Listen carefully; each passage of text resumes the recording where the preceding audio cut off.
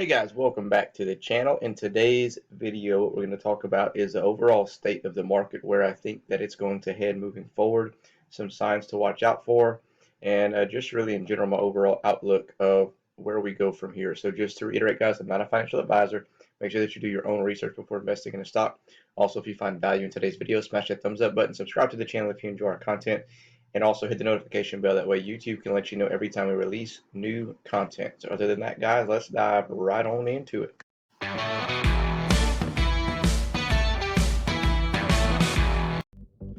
Alright guys, so we're going to just take a look at yesterday's trading day. This is the S&P 500 down about 1/4%.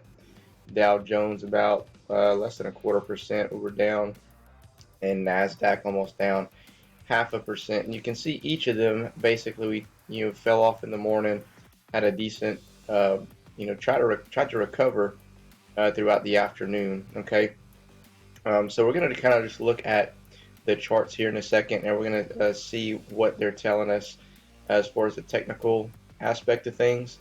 And I'm going to give you some things, in my personal opinion, that we need to watch out for, and where we might go from here. Okay guys, this is the S&P 500. We're going to take a look at it, and if you look on the RSI, we're a little bit over fair value. Okay, we had a decent little recovery after we hit undervalued territory, and we came back up here. We are starting to kind of slowly see a little tiny pullback here, which makes you would think, okay, we're kind of bouncing off and maybe we go higher. But the one thing that is concerning to me, why I think we actually may come back down a little bit more before retesting those all-time highs. If you look here at the MACD, there's really not a lot of convincing on my part that we have a lot of momentum moving to the upside. We had some, but then we cooled off fairly quickly. Okay, so then we go, if you're familiar with the MACD, you go from bullish to bearish, meaning up to down. Okay, and we did come up a little bit, but I just have a feeling that we're going to cool off and maybe kind of come down here and retest these lows again, sort of like a double bottom situation. As you see here, we have one bounce up.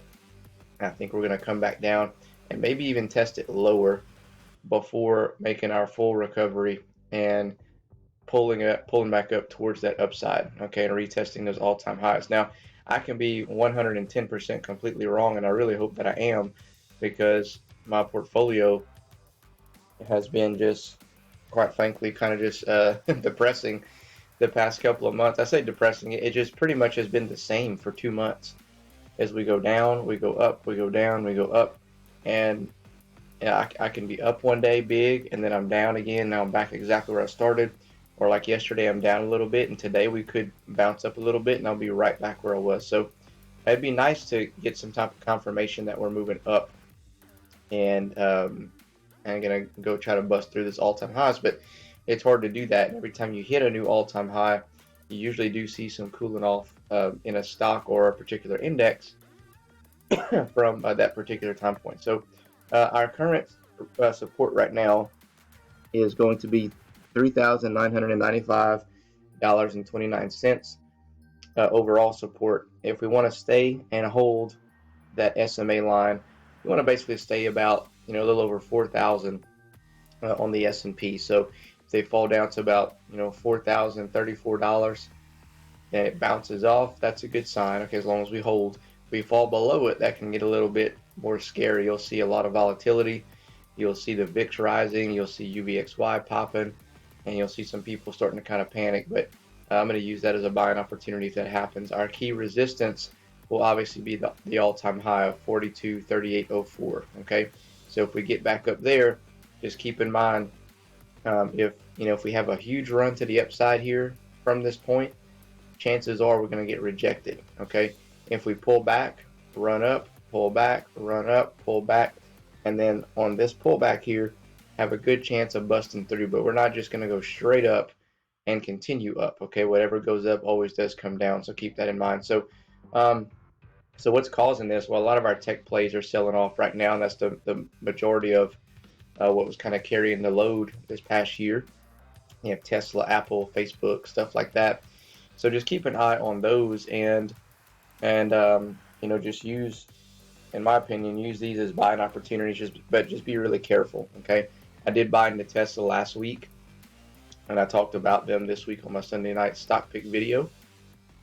But even they are a little shaky at this point, and Tesla's just very volatile. Okay, and you see here we got another sell signal on the 4-hour, so we could see a little bit more selling off on Tesla before we recover. But they did have some negative news come out about that self-drive article. They also had another article talking about how Michael Burry's putting a big short against Tesla and all this stuff, and so we'll see. But my short-term price target on this, I'm hoping we can get back to or test that 700 mark, and then I'd probably take profits, wait for it to dip again, get back in. I'm just kind of swinging this thing as we go along because I can't buy a whole lot of shares because it's so expensive, right? But you can make a decent amount of money on it depending on how much it moves. FNGU, again, that's going to follow your tech plays. So this is another one to kind of watch. If this thing's moving to the upside overall, the market's probably in a healthy pattern. And right now, resistance of 26.80. We're waiting for that to bust through and come back and retest that $31 mark. And if we can get above that, if we can get above that $31 mark on this particular ETN here, then that would be a great sign. But one thing to keep in mind on this play here, guys, and to be really, really cautious on, I'm actually evaluating and figuring out possibly how to exit this play here, is I got an email from TD Ameritrade, and they were talking about this ETN can potentially basically close this out prior to maturity, which means whatever you have in your portfolio now is what you'd be left with. So they'd basically give it to you minus any type of fees they charge for handling this particular play. Okay, so if you're down 15% and they decide to basically close it out prior to maturity, you're down 15%. You'll get the remaining balance of whatever you have, but there's a potential that you could be left with a loss and not have it recover. So I'm actually currently evaluating a way to exit out of here, potentially swinging this thing and averaging down, and once I have a little pop, take my money and run, and then kind of get out of it. So just kind of keep a close eye on that. That was an email from TD Ameritrade that was sent to me, I believe, later last week, and I wanted to kind of give that to you guys as something to keep in mind moving forward. All right, guys, that's all I have for you in this video. Make sure that you smash the thumbs up button if you found value in today's video. And if you enjoy our content, of course, subscribe to the channel and hit that notification bell. That way YouTube can let you know every time we release new content. Other than that, guys, we'll catch you in the next video.